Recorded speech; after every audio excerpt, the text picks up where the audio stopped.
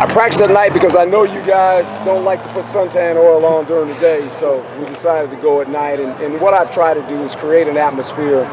It's been a long day for these guys, for coaches as well. But if you can imagine, this is what a Saturday is before a game. It's a long day. And I wanted players to understand this is what it's the process of when we get ready to play on Saturday nights. It is a long day. So everything was structured similar to a Saturday night when we're actually going to play a football game.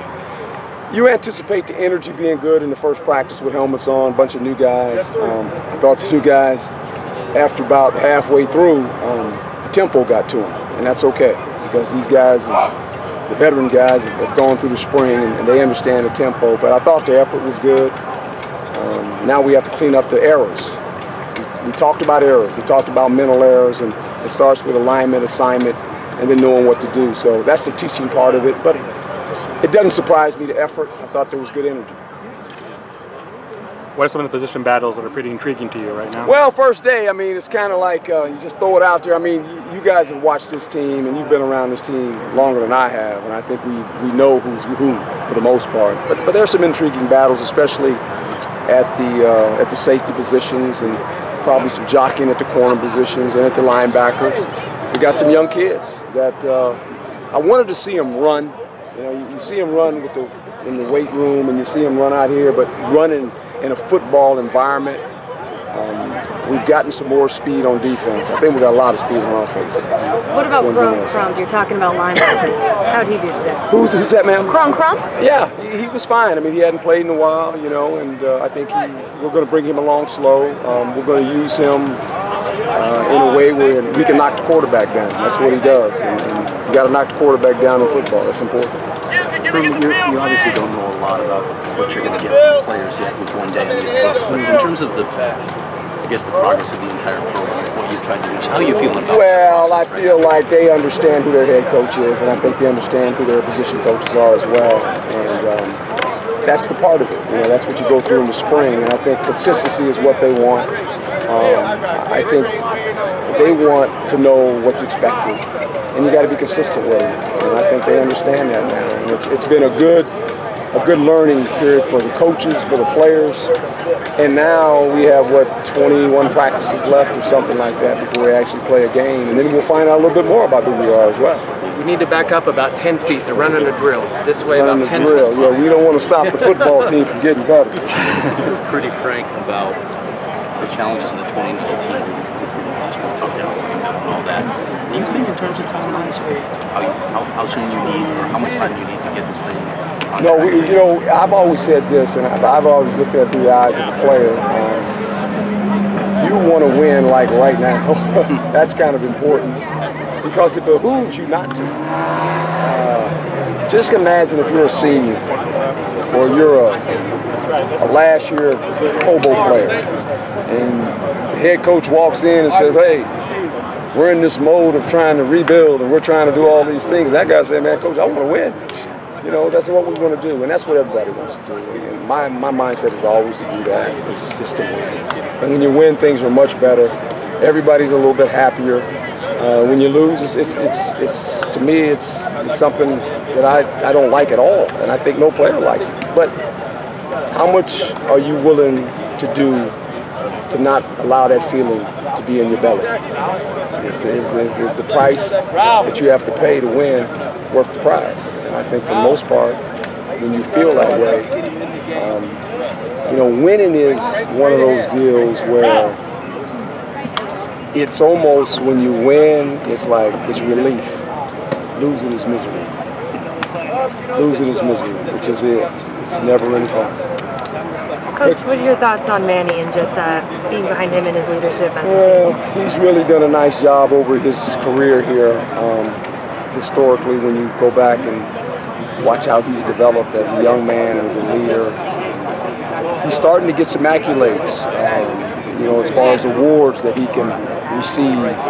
But I told Manny and told a couple of the other guys that are named in some of these college awards that winning is what helps you win those awards. It's not individual awards, it's a team award too. And so they understood that. But it's good to inherit a team with a quarterback like Manny.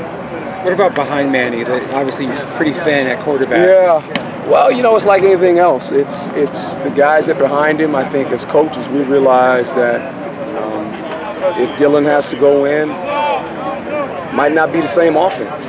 Might not ask him to do as much. And Dylan, to his credit, you know, he was pushed into service when he probably wasn't ready. And so now he knows what it feels like. And I think he's a guy that really has been conscientious all during the spring. He has some athleticism. I mean, you watch him out here and you got like, wow, you know, when he can run around, he's a powerful arm. So you don't want anything to happen to Manny.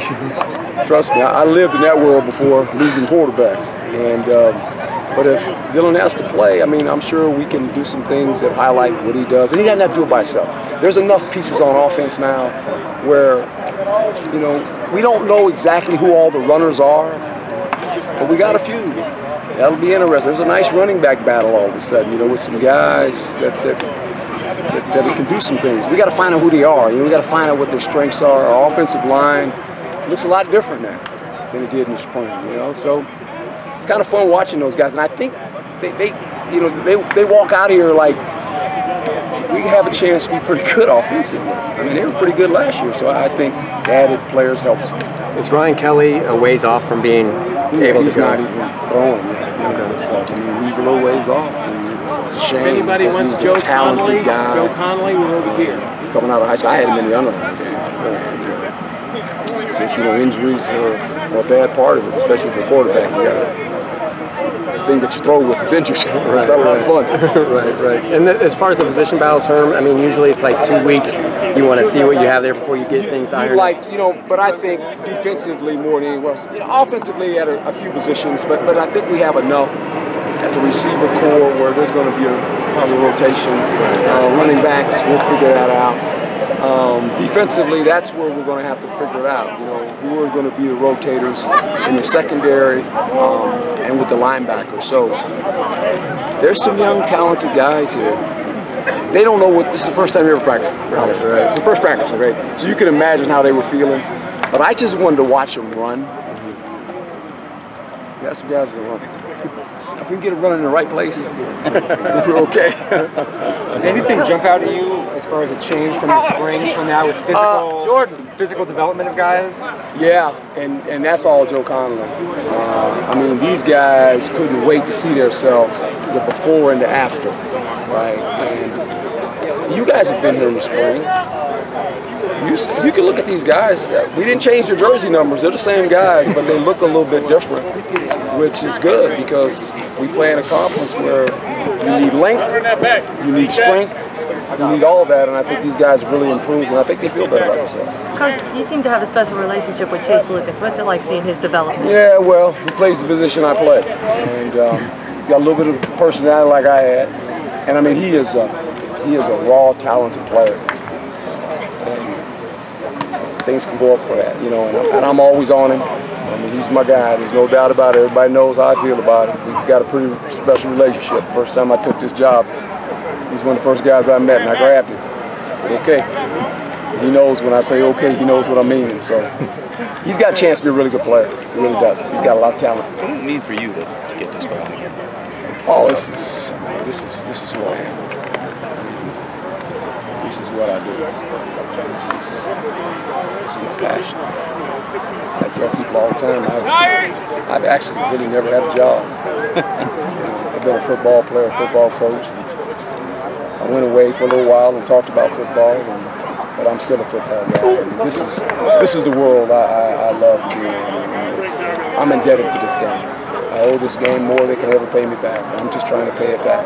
And if I could pay it back to these kids in this university, that's what I'm here to do, to serve them. Thanks. Thanks, Coach.